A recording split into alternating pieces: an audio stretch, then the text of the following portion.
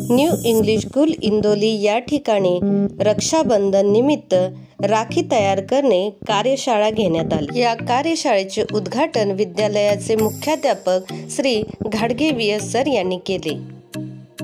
या कार्यशाळेची माहिती प्राध्यापक श्री चव्हाण SR सर यांनी सांगितली। विद्यालयाचे कला शिक्षक श्री मुळे SB सर यांनी विद्यार्थिनींना प्रात्यक्षिक दाखविले। विद्यार्थिनींनीही यात आपला सहभाग नोंदविला। यावेळी संस्थेचे संचालक माननीय श्री संजय मोरे हे सुद्धा उपस्थित होते।